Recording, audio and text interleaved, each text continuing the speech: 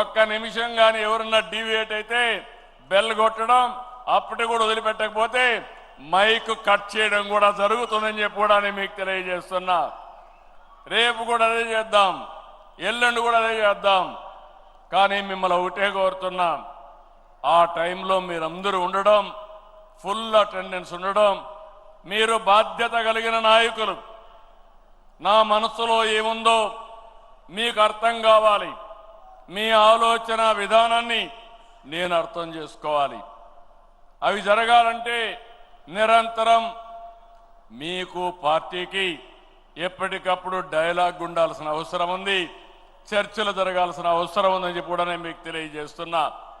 దీనికంటే ఈరోజు నేను ఎక్కువగా మాట్లాడను, ముందే చెప్పాను నేను తగ్గిస్తానని. కాబట్టి మనం 6 గంటలకి అనుకున్నాం, 6:20 అయింది. దానికి కారణం నేను కాదు, రామ్మోహన్ నాయుడు అని చెప్పి మరొకసారి తెలియజేసుకుంటూ, రేపటి నుంచి మీటింగ్ కండక్ట్ చేయడం కూడా టైం కరెక్ట్గా ప్లాన్ చేయడం, ఎగ్జిక్యూట్ చేయడం. ఈరోజు పర్వాలేదు, ఒక 20 నిమిషాలే, కానీ ఆ 20 నిమిషాలు కూడా బ్యాలెన్స్ చేస్తే ఇంకా బాగుంటుంది.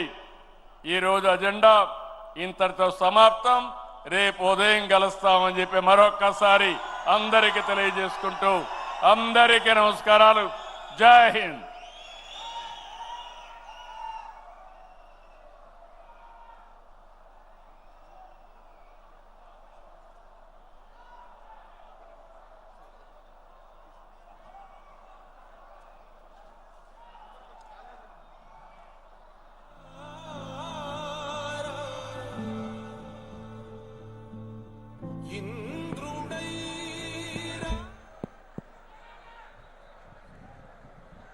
మొదటి రోజు విజయవంతంగా పూర్తి చేసుకున్నటువంటి సందర్భంలో కార్యకర్తలకి, వేదికను అలంకరించిన పెద్దలందరికీ కూడా మరొక్కసారి ధన్యవాదాలు తెలియజేసుకుంటూ, మళ్ళీ తిరిగి రేపు పొద్దున్న 9 గంటలకి రిజిస్ట్రేషన్ కార్యక్రమంతో మొదలు పెట్టబోతున్నాం.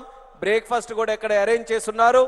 ఎంత ఉత్సాహంగా ఈరోజు ఈ కార్యక్రమాన్ని నడిపించామో రెట్టింపు ఉత్సాహంతో రేపు యుగ పురుషుడు, మన తెలుగుదేశం పార్టీ వ్యవస్థాపకులు నందమూరి తారక రామారావు గారి తాలూకా జయంతి సందర్భంగా జరుగుతున్నటువంటి మహానాడు కార్యక్రమం కాబట్టి రెట్టింపు ఉత్సాహంతో రేపు కార్యక్రమానికి తిరిగి రావాల్సిందిగా ప్రతి ఒక్కరికి కూడా మరొకసారి ఆహ్వానం పలుకుతూ, ఇప్పుడు ప్రతి ఒక్కరు కూడా క్షేమంగా జాగ్రత్తగా వాళ్ళకి ఏర్పాటు చేసినటువంటి బస స్థలాలకి అందరూ కూడా వెళ్ళాలని మీ అందరికీ కూడా కోరుకుంటూ, మళ్ళీ రేపు పొద్దున్నే అందరికీ కూడా కలుద్దాం. శుభరాత్రి. జై తెలుగుదేశం. ఉన్నటువంటి